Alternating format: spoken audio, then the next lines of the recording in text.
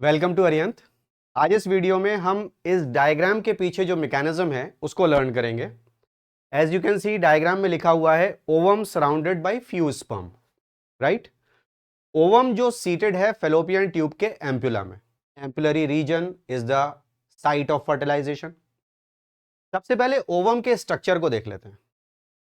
Ovum के बाहर crown of radiating cells है। This is called corona radiata. Corona means crown, crown of radiating sales.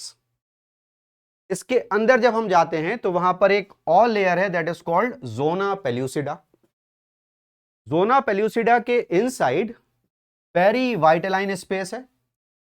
वाइटेलो word is use for yolk. Human egg में yolk नहीं होता, it is devoid of yolk, right, remember. और जो ovum की membrane है उसमें एक स्पेशलाइज कंपाउंड है हायालुरोनिक एसिड, राइट।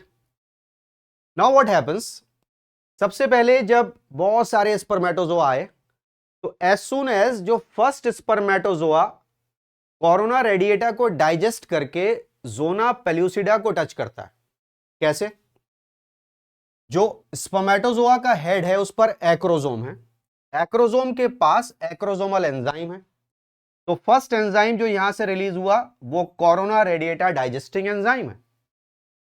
उसको डाइजेस्ट करके स्पर्मेटोजोआ जैसे ही फर्स्ट अंदर गया, जोना पेल्यूसिडा को टच किया, तो यहां मेम्ब्रेन में चेंजेस इंड्यूस हुए और एडिशनल स्पर्म या कोई भी सेकंड स्पर्म की एंट्री ब्लॉक हो गई, राइट।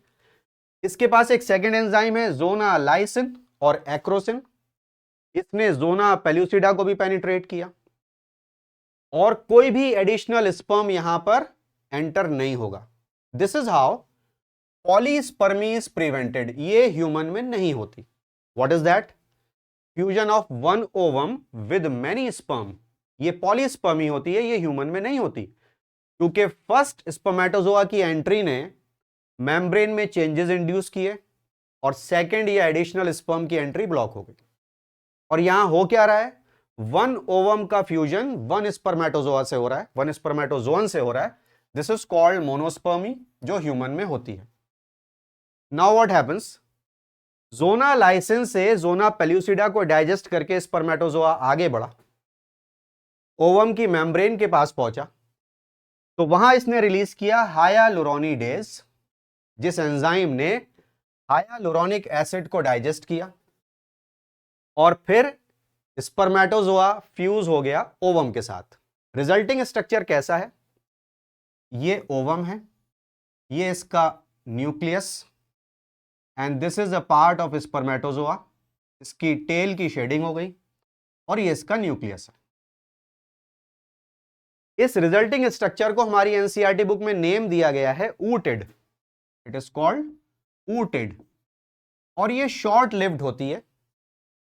दोनों न्यूक्लियाई फ्यूज करेंगे, डिप्लॉयड न्यूक्लियस बनेगा 2n, and soon ootid transforms into zygote, diploid zygote. Alright, तो इस वीडियो की हेल्प से अच्छे से लर्न कर लीजिए इस डायग्राम को। Thank you so much.